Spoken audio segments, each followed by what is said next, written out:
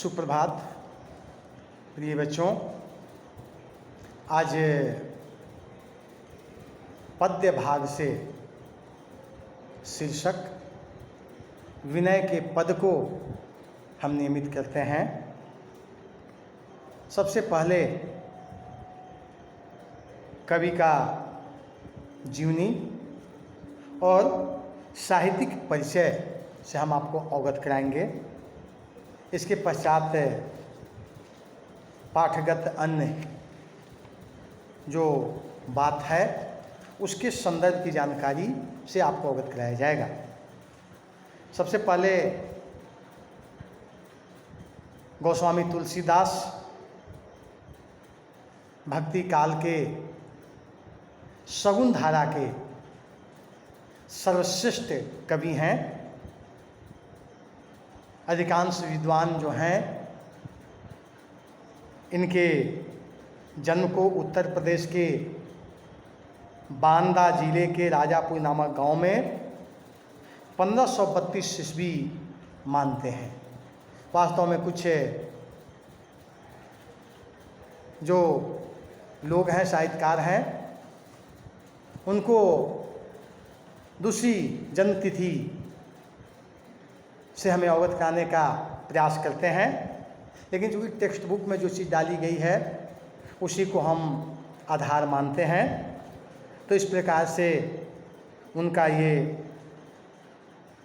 जन्म काल हुआ और इनकी मृत्यु 1623 ईस्वी माना गया है। स्वाभाविक रूप से तुलसीदास भक्ति काल के सबसे बड़े कवि हैं। उनकी आदर्श और मर्यादा निश्चित रूप से श्रेष्ठता की द्योतक है। इनके माता पिता बाल्यकाल में इन्हें छोड़कर करके स्वर्ग सिधार गए। पिता का नाम आत्माराम दुबे और माता का नाम हुलसी थी। साथ ही साथ जिस परिवार में माता पिता न हो उसका भरण पोषण संरक्षण कैसे होगा, यह एक बहुत बड़ा प्रश्न है। स्वाभाविक है इनका बाल्यकाल कठिनाइयों में, व्यथाओं में, पीड़ाओं में, जटिलताओं में बीता। संयोग से इन्होंने जिस लड़की से शादी की थी उसका नाम रत्नावली था। इनकी पत्नी निश्चित रूप से इन्हें महामानव बनाने में एक बहुत बड़ा सहयोग प्रदान की। ये अपनी पत्नी से अत्यधिक प्रेम करते थे, लेकिन एक खीज ने, एक गुस्से ने उन्हें वैराग्य की जिंदगी में पहुंचा दिया और वह वैराग्य ही सारे रास्ते को प्रशस्त कर दिया। स्वाभाविक रूप से इनके हृदय में राम भक्ति के भाव उस वैराग्य के बाद जागृत हुई, उस त्याग के बाद जागृत हुई। ये काशी चले गए, अयोध्या गए, चित्रकूट में अनेक संतों से भेंट हुई। बाबा नरहरिदास इनके गुरु थे। उन्होंने ही तुलसी को संपूर्ण ज्ञान से अलंकृत किया और उन्होंने मानव के रास्ते पर एक ऐसे व्यक्ति को आगे बढ़ाया जो शायद विश्व का सबसे बड़ा श्रेष्ठ कवियों में उनकी गिनती होने लगी।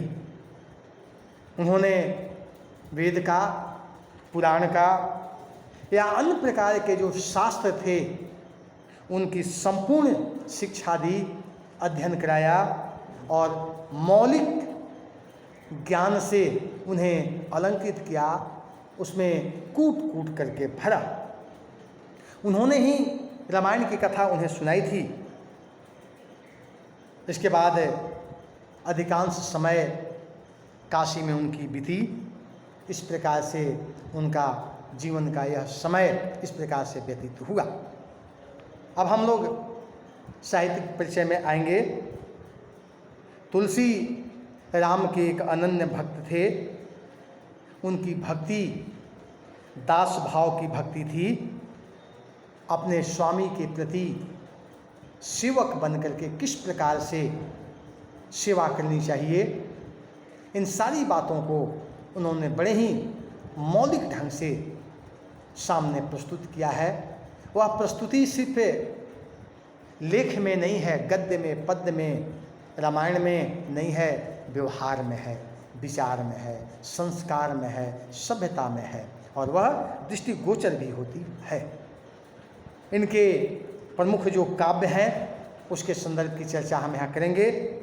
रामचरितमानस संपूर्ण ग्रंथ, विनय पत्रिका, राम ललानंछु, वैराग्य संदीपनी, रामाज्ञा प्रश्न, जानकी मंगल, पार्वती मंगल, गीतावली, कवितावली, श्री कृष्ण गीतावली, वैरवे रामायण और सतसई दोहावली आदि इनके प्रमुख ग्रंथ हैं।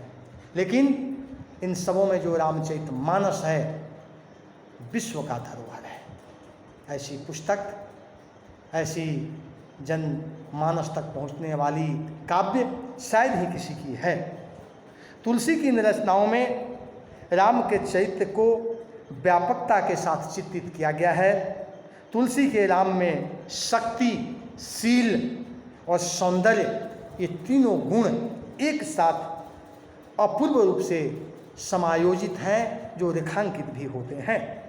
उन्होंने अपनी रचनाओं में मानव जीवन के सभी उच्च आदर्शों को समावेश कर करके राम को मर्यादा पुरुषोत्तम राम बना दिया। रामचरितमानस इनका सर्वाधिक लोकप्रिय ग्रंथ है, जिसमें भारतीय संस्कृति, दर्शन तथा भक्ति का अद्भुत समन्वय देखने को मिलता है।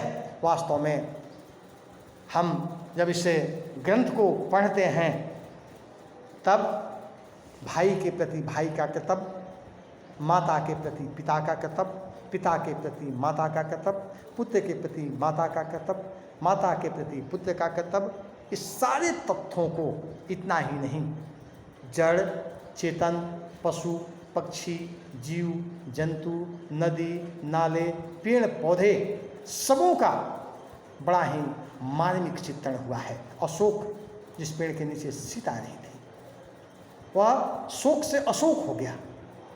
आप समझ सकते हैं, यह तुलसीदास की ही बौद्धिक क्षमता का आदर्श उदाहरण है।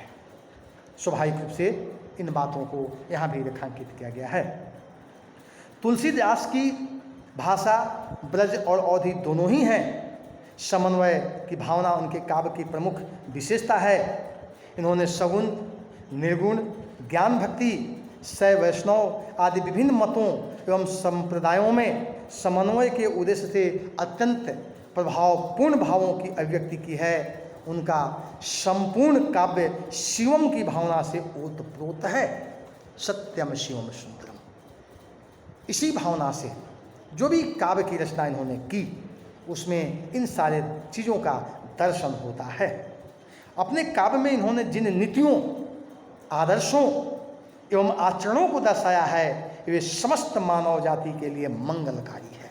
सबसे बड़ी बात है, हम कोई भी कार्य करते हैं हमारे मन में एक ही भाव रहता है, जन कल्याण की भावना। स्वाभाविक रूप से यहाँ पर भी कल्याणकारी भाव को दर्शाया और समझाया गया है।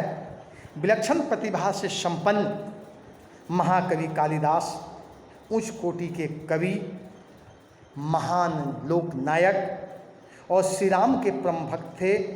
इनके अमूल्य योगदान के कारण ही इन्हें हिंदी साहित्य का सूर्य कह करके लोगों ने संबोधित किया है।